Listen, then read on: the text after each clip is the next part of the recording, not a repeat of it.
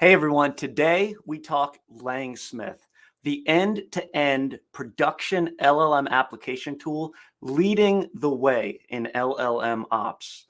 In this event, you'll learn how to prototype and evaluate a RAG system with LangChain, providing a baseline for improvement.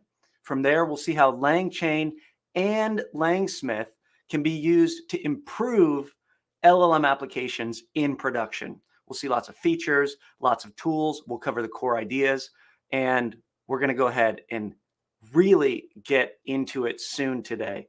My name is Greg, and I'm founder and CEO of AI Makerspace. Of course, I'm joined by my man, Chris, the LLM wizard and CTO. He'll be up shortly as we've got a couple demos for you today.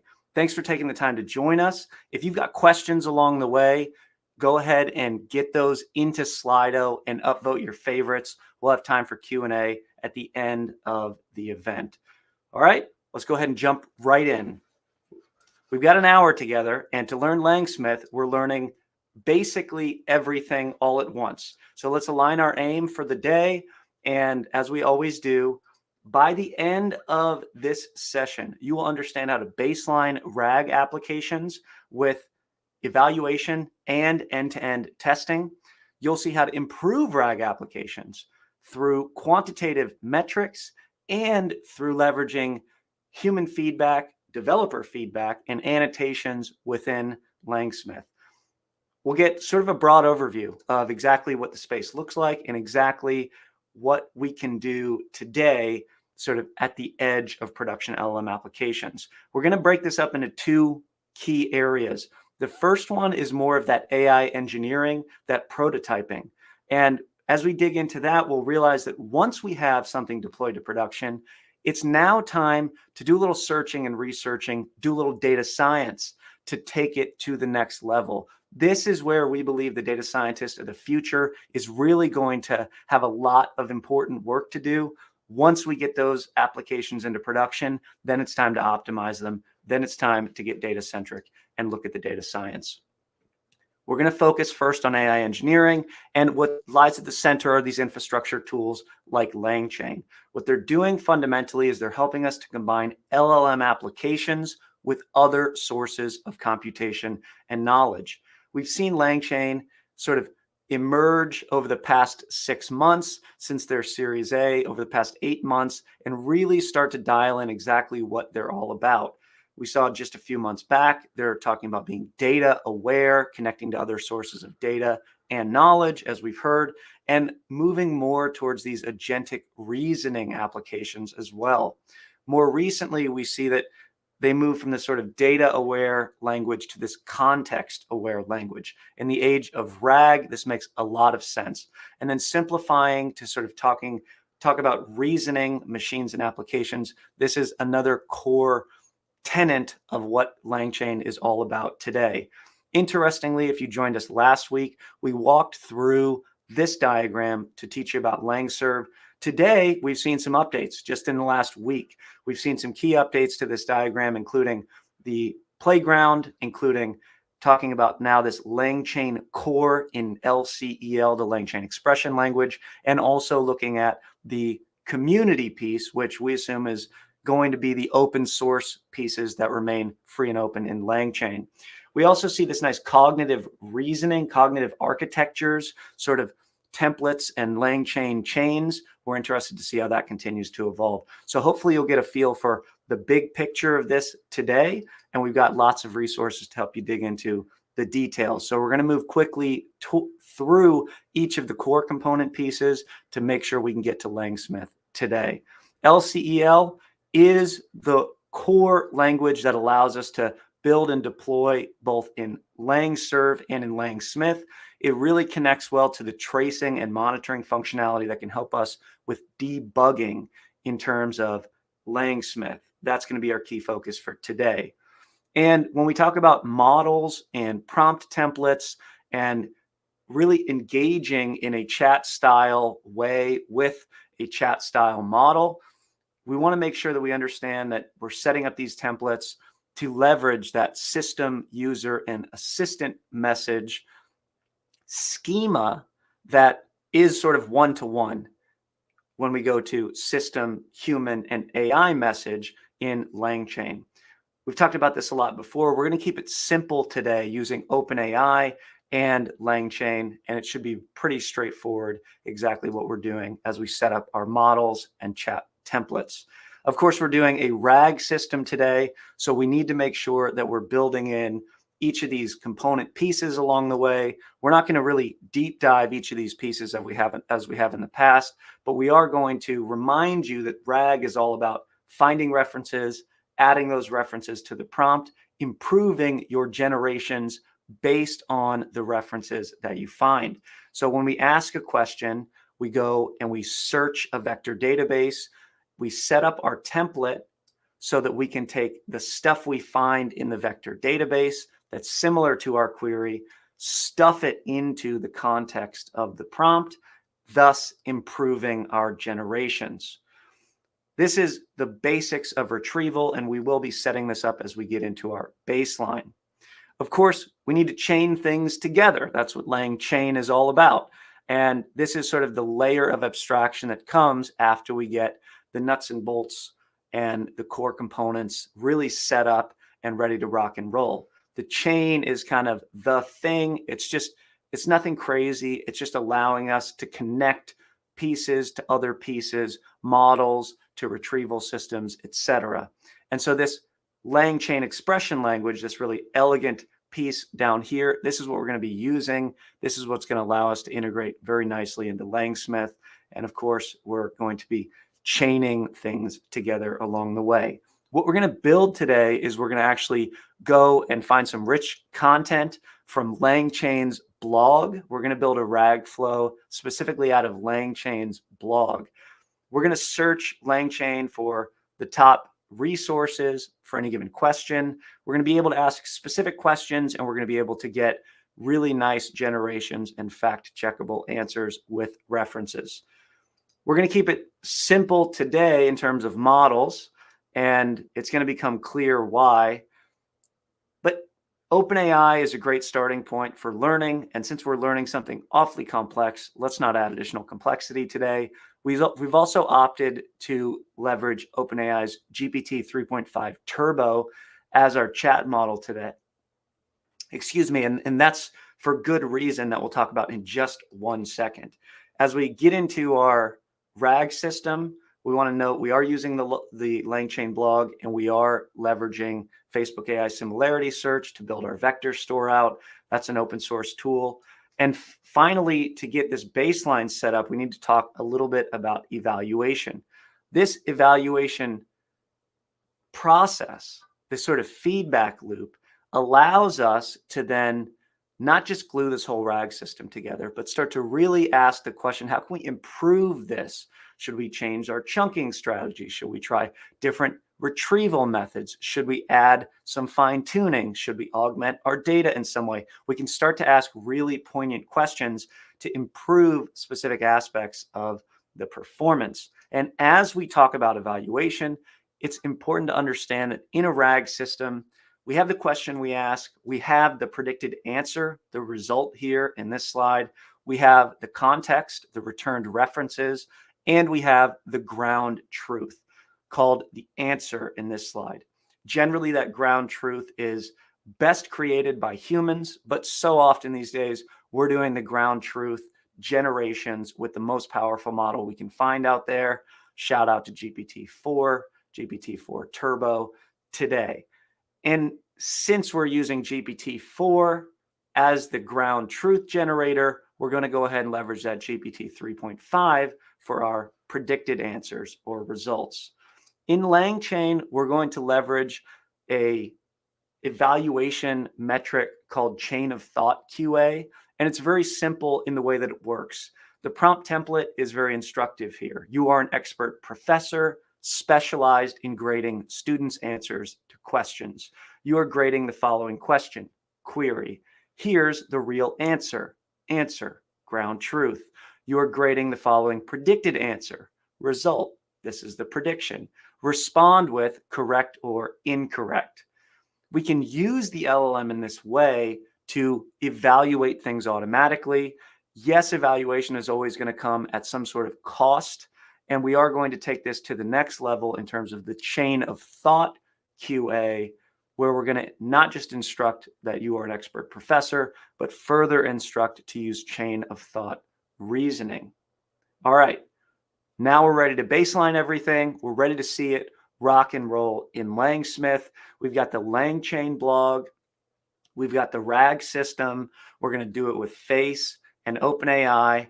And all this comes together in our first demo. I'm going to pass this one off to Chris the Wizard to show us how to get this up and running baseline so we can take it to the next level soon. Chris, over to you, man. Hey, Greg, thanks so much. Yes, so I will go ahead and walk you through.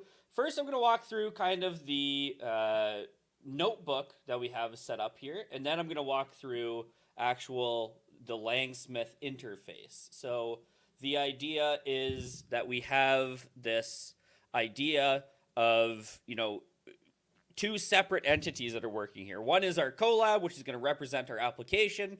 This is what could be running in production or anywhere that it could be running. And then we have, of course, our LangSmith backend, kind of, you can think of it, which is where we're going to send traces to, and that's what's going to be what powers our tool. So first, we're going to grab our dependencies. We're going to use our OpenAI API key to generate an API key. And this is the idea here. We're going to use OpenAI for basically everything today. So we're going to set it up there. Next, we have to set up a basic RAG chain. We're going to use GPT 3.5 Turbo, as Greg described earlier, for the reason of we're going to need to ensure that we are able to mark these responses or evaluate them correctly or responsibly. And so we're going to use GPT 3.5 Turbo as our generator for our application, and then GPT-4 as our evaluator. You'll notice that we've got this tags thing here. This tags thing is pretty interesting because it is what's going to let us kind of, set what resources we're using in LangSmith so that we can have better line of sight to what particular resources being used when, and we have a way to reference that for when things change, right? So these tags are a very powerful part of the application.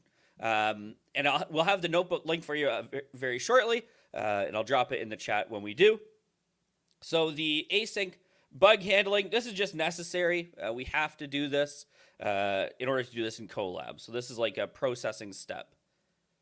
Then we have a sitemap loader, which we're going to use to load the LangChain blogs.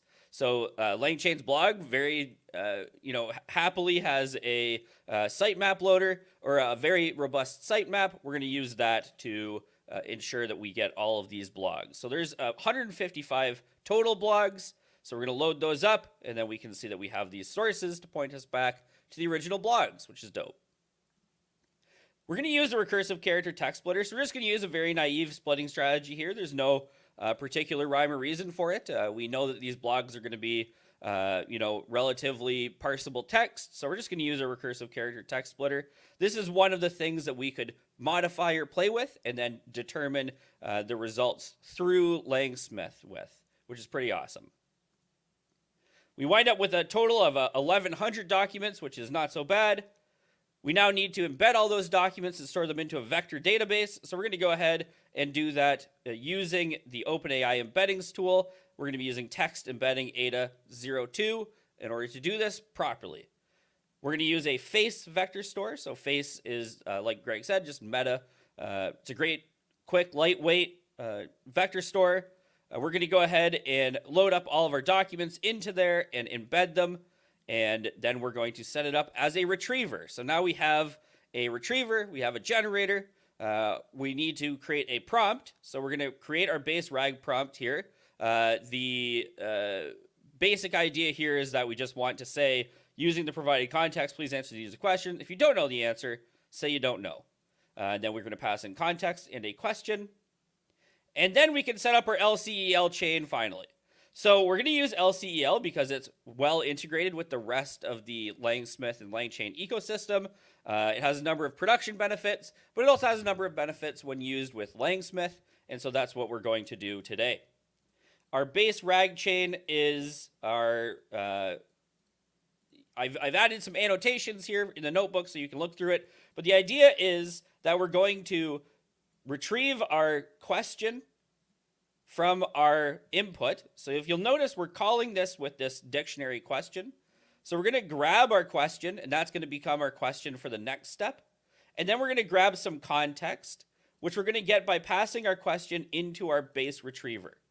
So you can see that we now have this dictionary object, which is going to have keys context and question. Context is going to be filled with context from our base retriever based on our question, and then question is just going to be that question pulled forward. We're going to do this next little piece of the puzzle. This is just so we can pass that context forward, so we can retrieve the context through the output. So we want to be able to look at our retrieved context from our application. Now, in our last step, straightforwardly, we pass that context in question into our base RAG prompt, which is going to format the prompt here based on the context in question. And then we're going to pass that to our LLM. And then we're going to pass that into our string output parser. And then we're going to retrieve our context going forward. And that's it. So let's test this out. We can ask a question. What is a good way to evaluate agents? We get a response based on the blog. And then we also get a bunch of context, which is going to be a list of documents.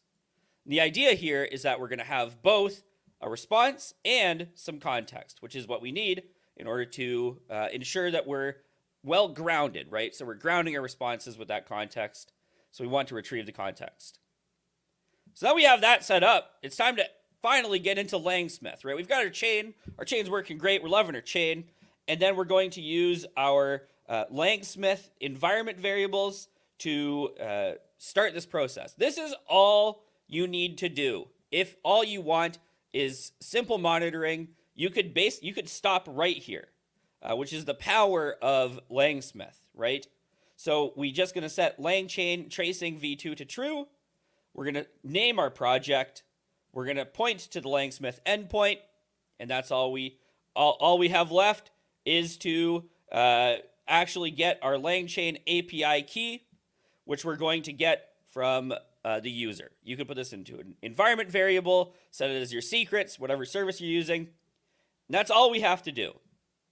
With that, we can run this particular chain, and we can notice that in this chain, we've given it the tag demo run, right? So let's go into LangSmith and see what this looks like. So you'll notice that in LangSmith, we have a bunch of different, I'll zoom in here so you can see it a little bit better. We have a bunch of different runs, right?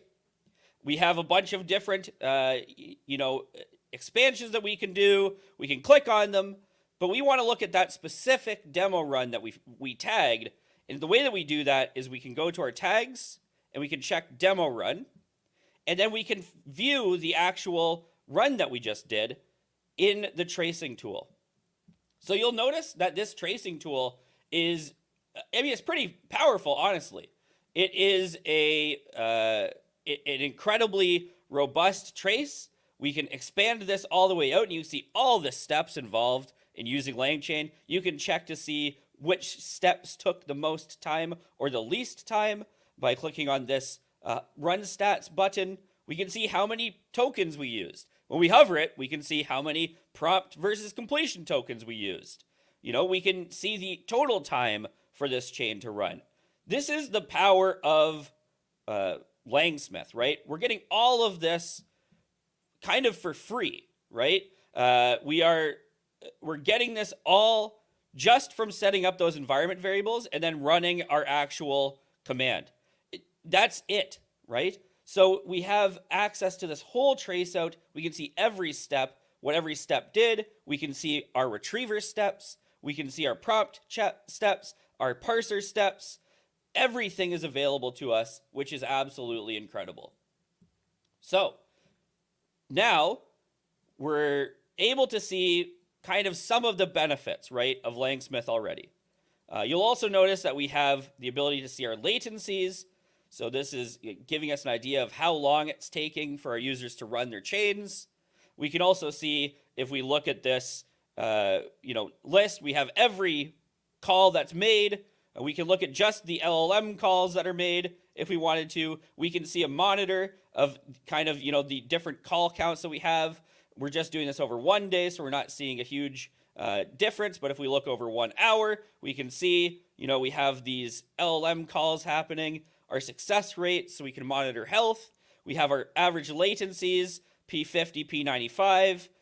We have so much information, and all we did, right, to get this is set up these environment variables, okay?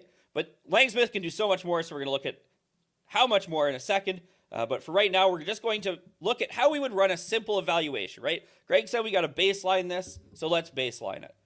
The first thing we're going to do is create a mock data set. Now, you could create this data set however you want it. You could create it with a human expert, with AI experts. It's totally up to you. It's entirely in your hands what you're going to be able to use this for. So in this case, we're just going to go ahead and we're going to produce a number of questions manually. And then we are going to set up our LangChain client. We're going to set up our dataset name. We're going to create the dataset in LangChain. And then we're going to add examples. So we create an empty dataset, and then we're going to add individually examples based on these questions. What we're providing for context, or the answer in this case, is actually just the context that our retriever pipeline retrieved. So there's a number of different ways you could provide an answer. You could have AI answer the question. You could have GPT-4 do it. You could have anything you want. In this case, for the chain of thought example, we're going to go ahead and provide these contexts. And those contexts are going to be what lets us have the ability to do our evaluation on, is this a correct response or not? So let's look at what that data set looks like right here. You can see that we have our data set. We can see our examples. We can click on each of our examples where we have our inputs and our outputs. And we can see all of the linked runs associated with those examples. You can also see that we have the ability to run tests, and we'll see tests right in this window, and we'll have access to exactly how these tests shook out in the code or in the evaluation. This is a very powerful tool, extremely good at what it does.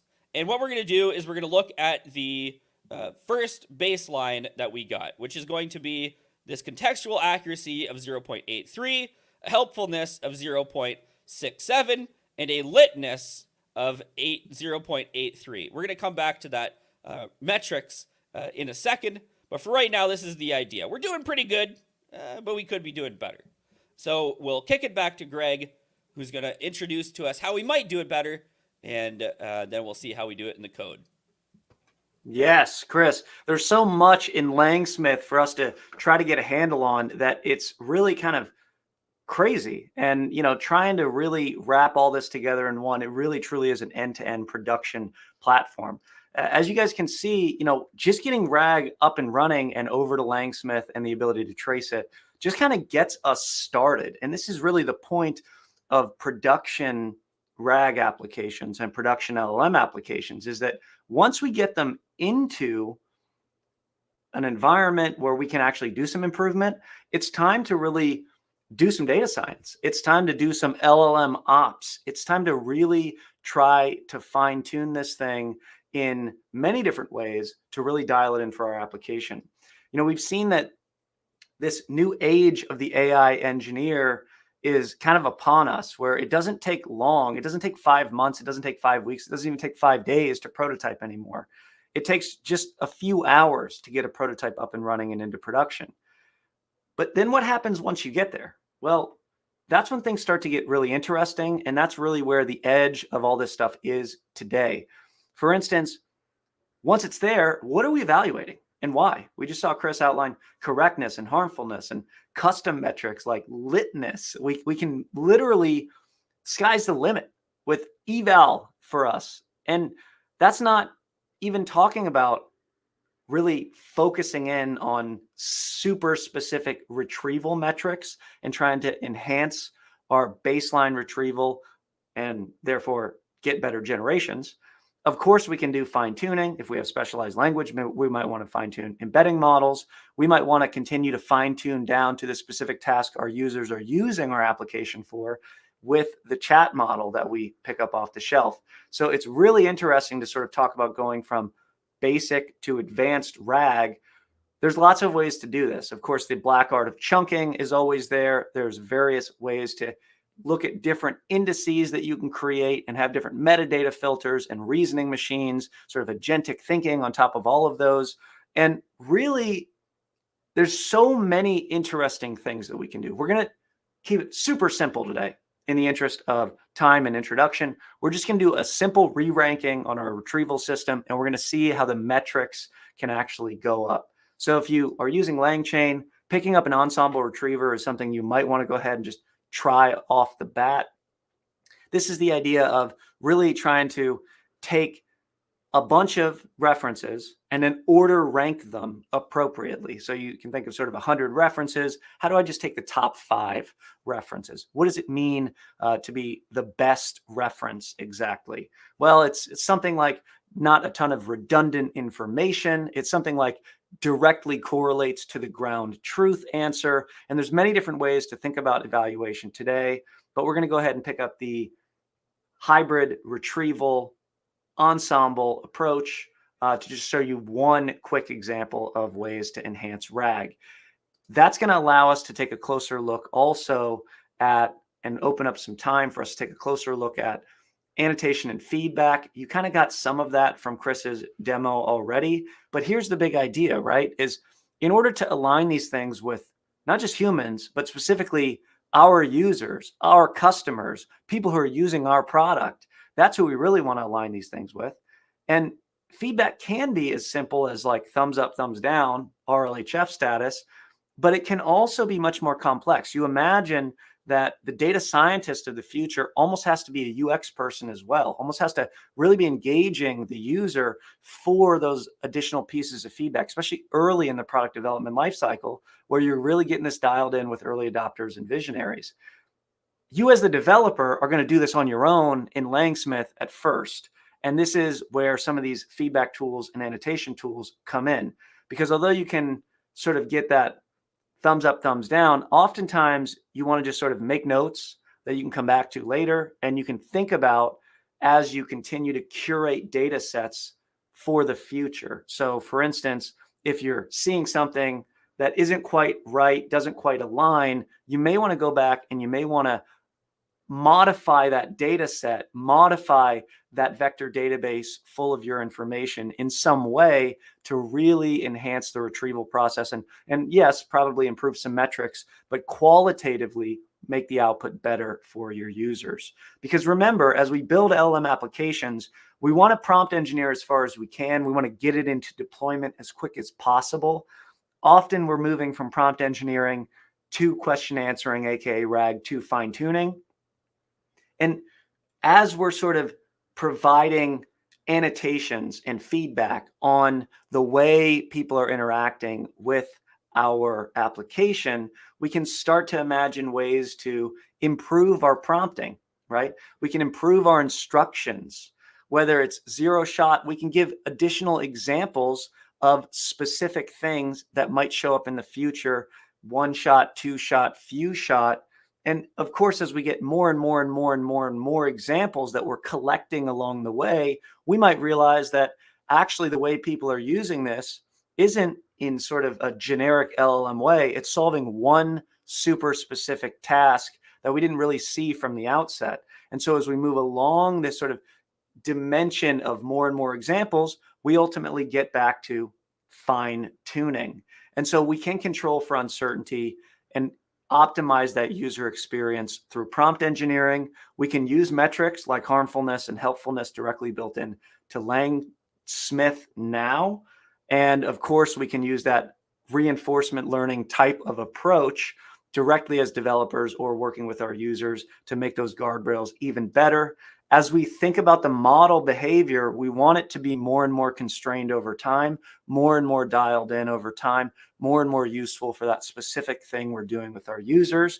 And we want it to be grounded in the right data. This annotation and feedback is going to allow us to do both. It's going to allow us to optimize in both dimensions, both towards optimizing the LLM and the way the model acts, as well as towards optimizing the context and the way we're grounding the model with our retrieved information.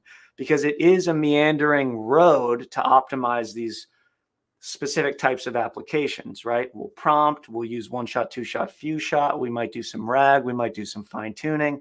From there, what do? Maybe we pick up an ensemble retriever. Maybe we start annotating and noticing real specific patterns. How can we get to that human level performance so that we can feel comfortable deploying this at scale? We're going to have to potentially work with our users. The tools in LangSmith allow us to streamline this process more than ever. And of course, ultimately, if you're seeing the same thing over and over, maybe you want to continue to annotate, provide a little feedback on that. Hey, this is the same or similar prompt semantically to something I've seen in the past. Start collecting those, start caching those prompts, start saving money as this thing rolls out to more and more users, more and more inference, more and more cache if you don't cache.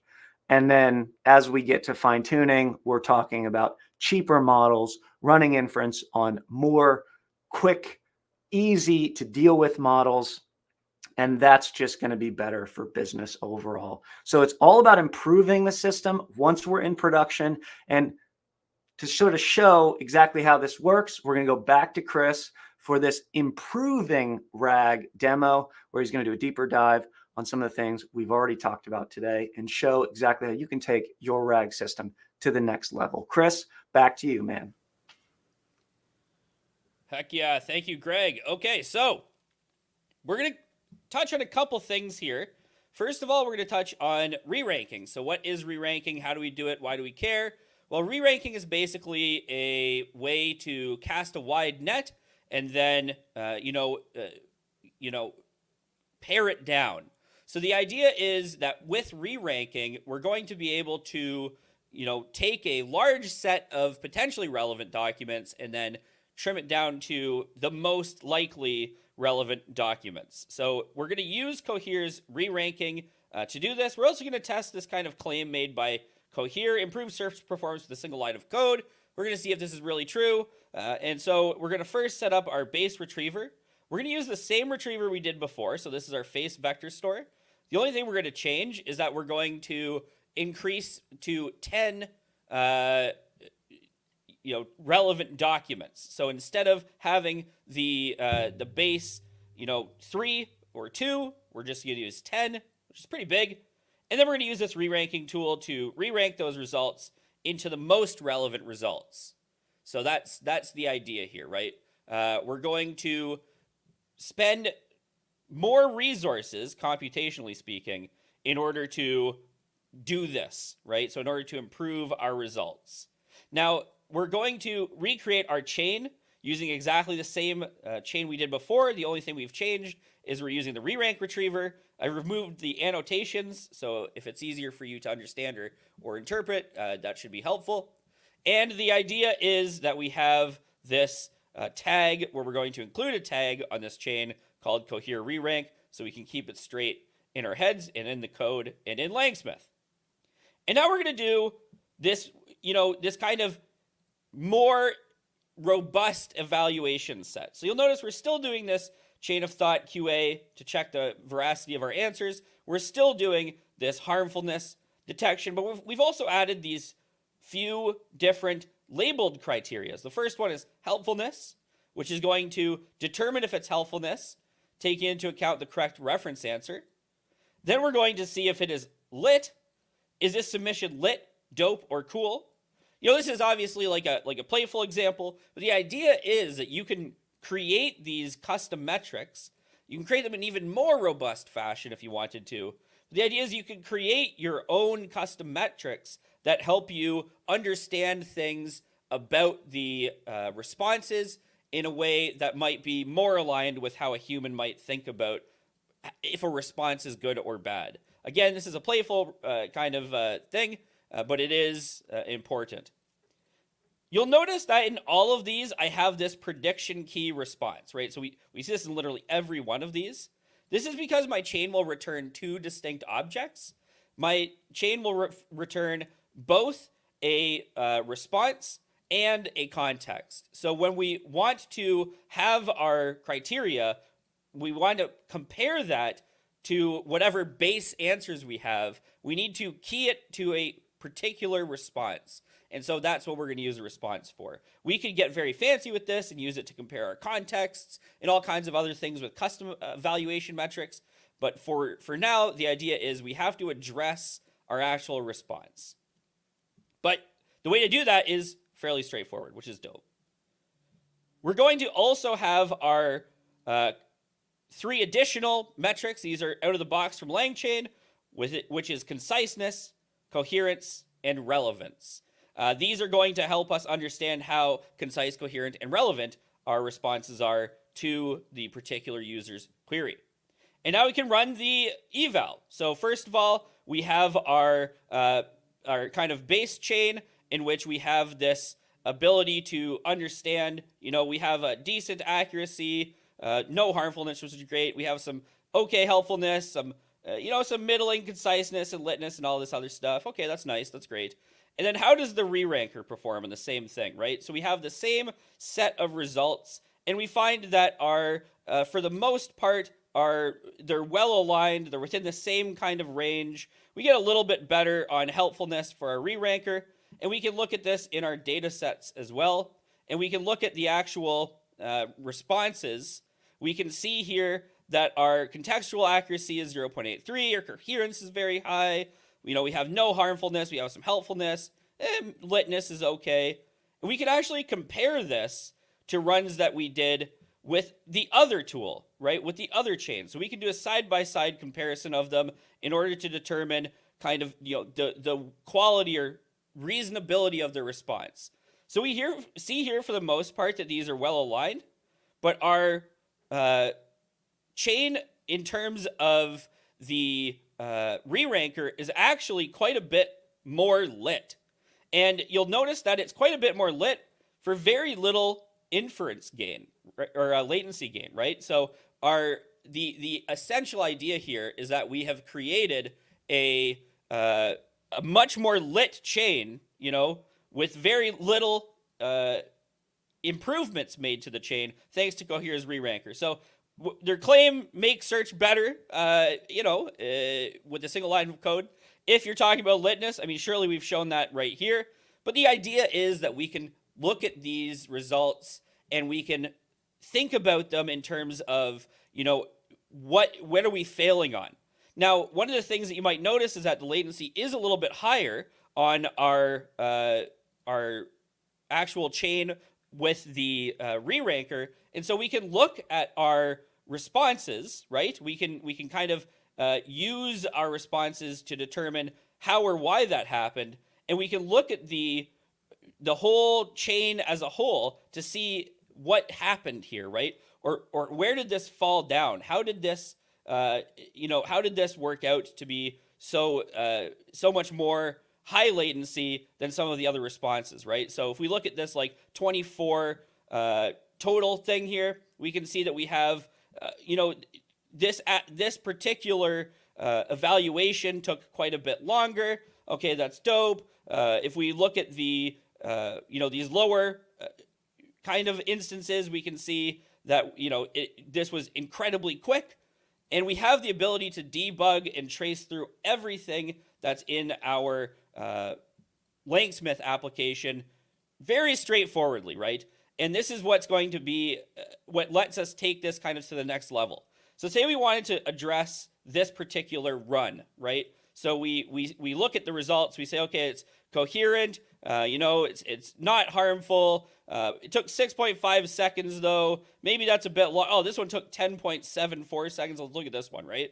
Let's open this run, and we can see when we click on the show run stats, we can kind of see which points took the most amount of time. And we see that the generation here, right, took 7.24 seconds. which is quite long. So it's not our re-ranker. Our re-ranker is only taking 1.23 seconds. That's not so bad. It's definitely a little bit slower than it would be without the re-ranker, but it's not so bad. And we can see that actually this generation took a long time. And now we can kind of look and see why. We see, oh, this is a very verbose kind of response. Okay. We can also see, this is using our base LLM. So this is the tag we set up in our notebook earlier. If we look towards the top, so this is using our base LLM. It took a long time for the base LLM to get that back. So maybe we could look at, some of the metadata that we have access to. That's great. Okay. What if we wanted, though, a better way to, quote unquote, deal with this? What if we wanted to be able to,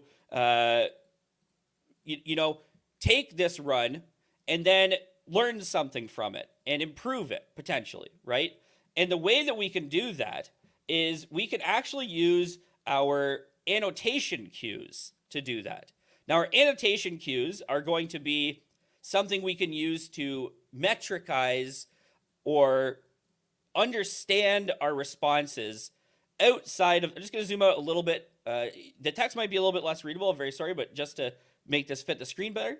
But you can see here, like, we can use this annotate queue to determine a lot about our responses from like a human perspective, right? So not only can we look at the automated evaluations, but we can also use this annotation queue to have human annotators help us understand our data, right? So labelers, data scientists, whoever is going to wind up doing this job, we have the ability to do a whole bunch of things. First of all, we can rate if this is a correct response, right? So we can look at our actual response, which is our output. We can read it through, look at our query, and we can say, yes, that is correct, actually, right? And then we can say, oh, you know what? We're going to add some feedback. So we're going to add litness. We're going to say this response is about a 0.5 out of 1 litness score. And then we can add a note, right? Let's say we were looking through this and we wanted to look at the run. We can see, like, dang, that took 10 seconds, right? And the LLM took, how much of it? The LLM took 9.96 seconds on its own. So we could add a note saying LLM generation took, about 10 seconds, might be worth looking at. And then we can add all this feedback, and then we can mark this as done, and we can move on to the next step. So how do we add things to an annotation queue, right? Like, that seems very powerful. Well, the way we do it is we can create a new queue. Let's just call this one correctness, check to verify result is correct. And then we can create that. And now we have the correctness annotation queue. If we go back to our project, what we can do now is we can select runs, and then we can add them to an annotation queue. And it's as easy as that, right? Now when we go to our annotation queue, we can see we have this check to verify if the result is correct. And this is all available through LangSmith, right? We didn't have to do anything to get this functionality. It's just provided for us, which is an incredibly powerful tool. We're going to look at one more thing before I kick you guys back to Greg, and that's going to be the playground, right? So let's look at that. Let's go back to our kind of, our beefy 10-second example, right? We're going to open this run. Okay, we're going to go to our LLM, which we know took the most time because we were just looking at it. Now that we have our LLM open, I'm just going to zoom out so you can see the button a little bit clearer. We have this playground button, right? So what we can do is we can click the playground button, and this is going to get us a playground that is interacting with the OpenAI model that we have selected, right? So the idea is that we have the ability to now troubleshoot potentially why this took so long. We can say things like this, please keep your responses short and concise. And then we can see if this is going to be, thanks Grammarly. Grammarly's telling me to make an adjustment here so we can see this. Okay, this looks good. We can add additional messages like system messages, user messages, or more. Let's just see how this works. We would need to provide our OpenAI API key, which I will do off screen so that you guys don't wind up seeing it in the video or the recording. But the idea is here that we're going to boop, and then we're going to hit start. We're now going to send that to the LLM, and we're going to see we get a much shorter response, right? 2.47 seconds versus that that last 7 seconds. And so this is how you can leverage the tool of LangChain to really optimize and improve your LLM-based applications. There's a number of different tools that we can use that help us give us visibility to what we're doing, and on top of it, give us access to troubleshooting and evaluating. We can also see that even though this is a new run, that run was not stored in our LangSmith project. It was created in its own playground project. Super helpful for keeping these two things separate. And with that, I'm going to go ahead and I'll kick it back to Greg. Yeah, Chris, man, there's so much that we can do in LangSmith. And, it's great to see how we can dial in to reduce latency. We can specify an evaluation metric we want to really go after and hit it as hard as we can. And we can just use it for, it's almost like it's almost too much that it can actually do. So super awesome to see all the ways that we can improve just a simple RAG system. And it's really starting to become clear, and hopefully to some of the audience today, how improving RAG systems is really going to be part of this data science of the future as we go into 2024. What we saw today is we saw that LangServe is sort of leading the way in solving these end-to-end LLM application in production issues that so many people are talking about, but there doesn't seem to be one tool to bring everything together.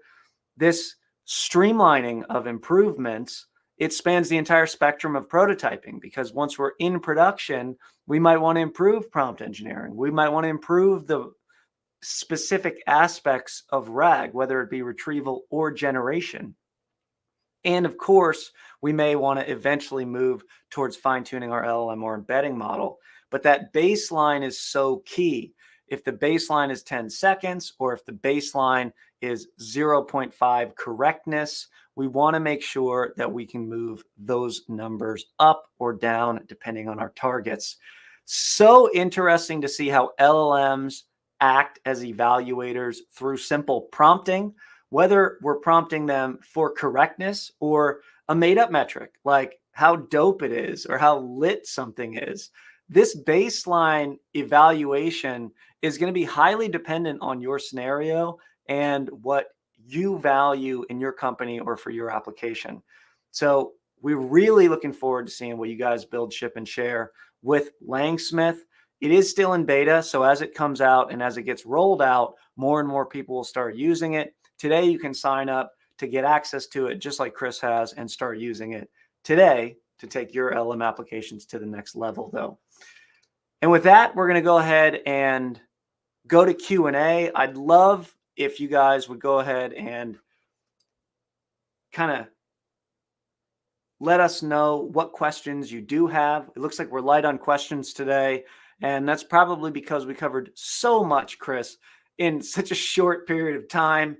Bit of a tornado, bit of a whirlwind. But if you do have questions, we're here to answer them for the next 10 minutes or so. It looks like we've got one question in the chat so far. So go ahead and throw it into Slido, or even throw it into the YouTube live chat today if you want to talk more about your specific issue. But Chris, what is your experience? What's our experience today on Makerspace with other languages? Like, for instance, Spanish. We got a Spanish speaker asking about this question. Yeah, so I don't have any specific line of sight to Spanish. I have some to written Chinese with the open or the 01 AI Yi models, which are fully bilingual. When it comes to like interfacing with the tool, it is English and it appears to be English only. I could be mistaken, and I'm very sorry if I missed some localization options, but right now it appears to be built in English. But it's going to be able to do the same things that it does now with the corresponding LLMs. So if you have a multilingual LLM, it's not like LangSmith won't work with it, but the interface is going to be for the most part in English, and then the actual quality of bilingual models or multilingual models right now leaves a lot to be desired, especially when it comes to this kind of meta stack that we're developing on top of our LLMs, which is like LLM as a judge, right? LLM as X. That doesn't necessarily translate as well to other languages, and so you wind up in a situation where you're translating a lot, or you just don't have the functionality. So I would say that's kind of like a ecosystem issue, not necessarily it doesn't really have anything to do with LangSmith or LangChain, but definitely an ecosystem issue. Yeah. Yeah, yeah. And I am noticing a lot more Chinese and Chinese English models coming out, capabilities coming out. It seems like that's a really big area of development today that is important to keep an eye on. I haven't seen sort of Spanish or any of the languages spoken in India really emerge yet in the same way, but definitely going to be interesting to keep an eye on that. So Cameron asks from the YouTube chat here, any advice on building a benchmark data set? Yep. Pay humans to do it if you want the best one. Golden data set, I think, is like the accepted term that we're using these days. Golden data set is worth its relative weight in gold.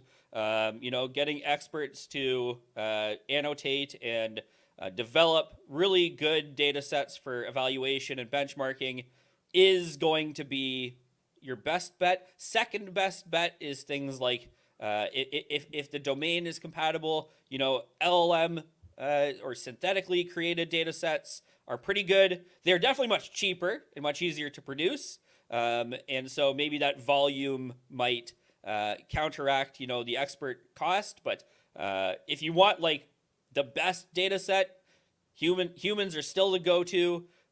Synthetic data, though, it's coming up fast. And I mean, there are papers that kind of read in this way that suggest it is as good, but the benchmarks are all over the place. So yeah. Humans still the GOAT. Okay. Yeah, love it.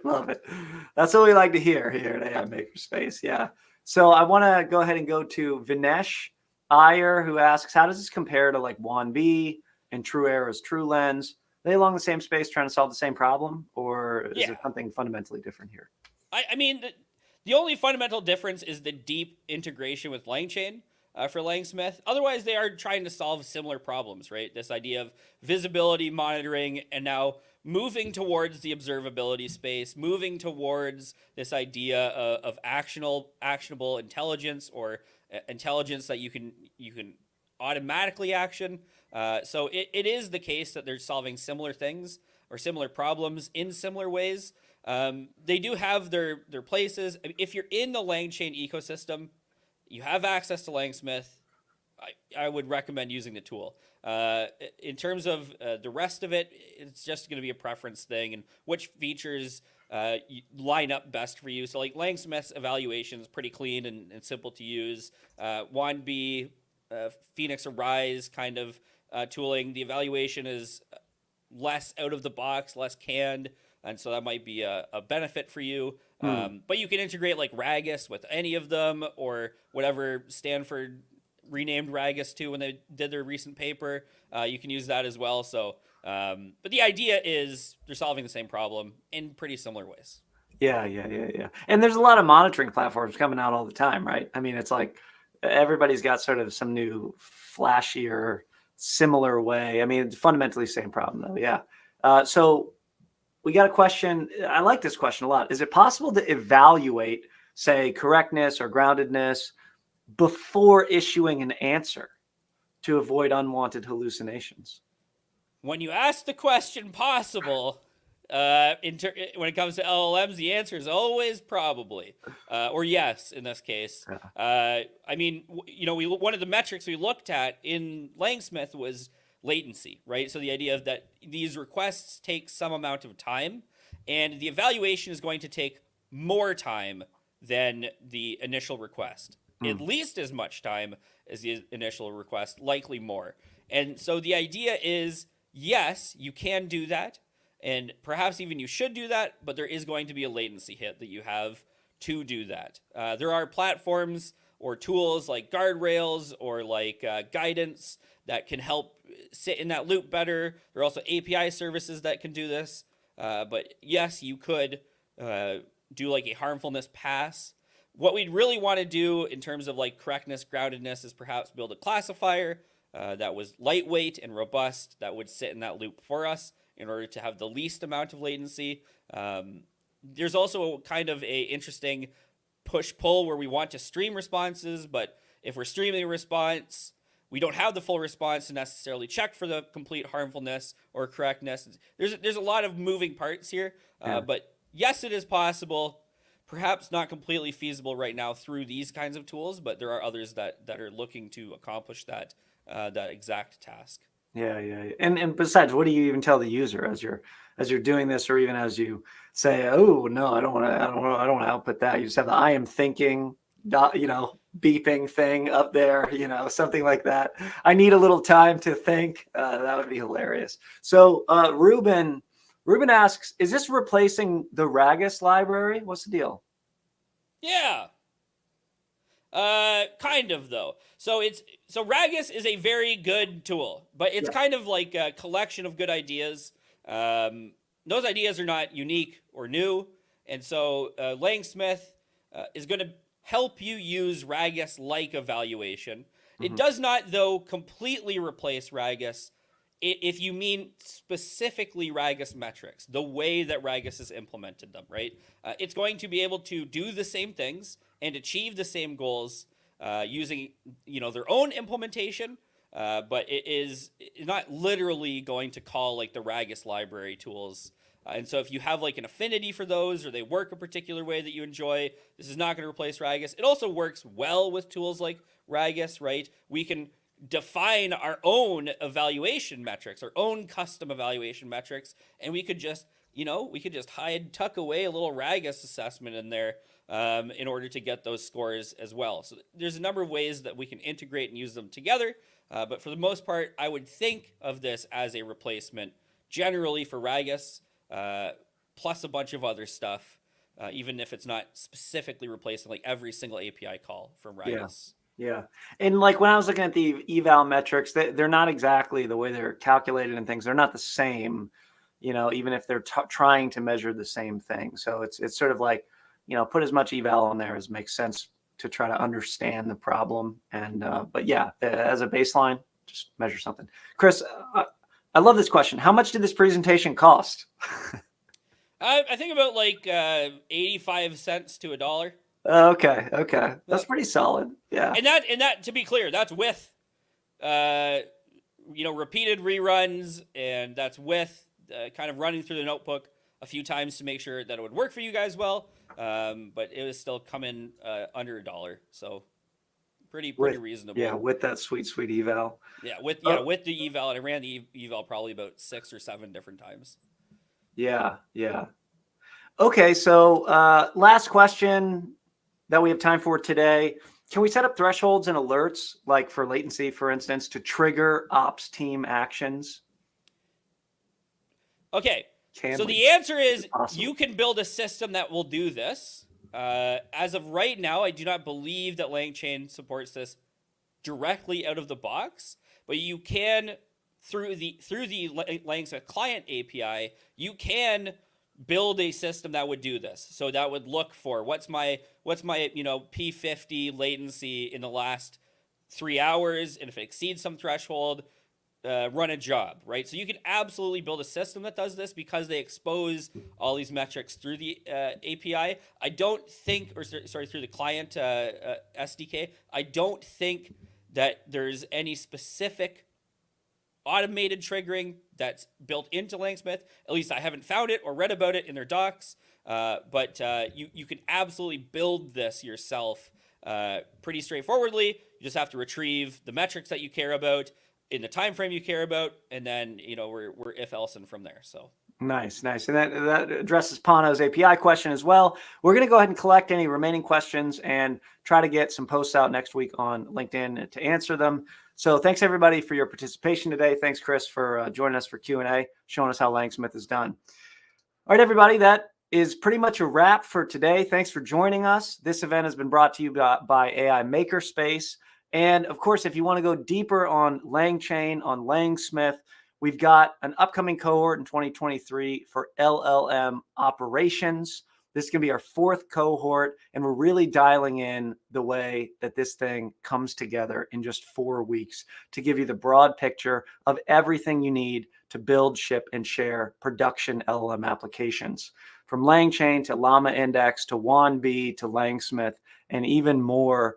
We'd love for you to put your application in and potentially join us. If that's not a great fit for you, or you need a little bit more ramp up, you may want to consider our LLM engineering course that dives into the details of what happens inside an LLM, how it's trained, how we fine tune.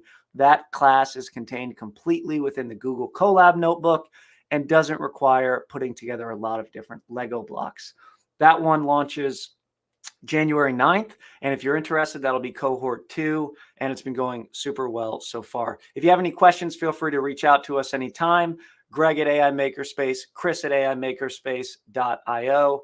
And until next time, keep building, shipping, and sharing, and we'll do the same. Thank you so much, everybody. See you soon.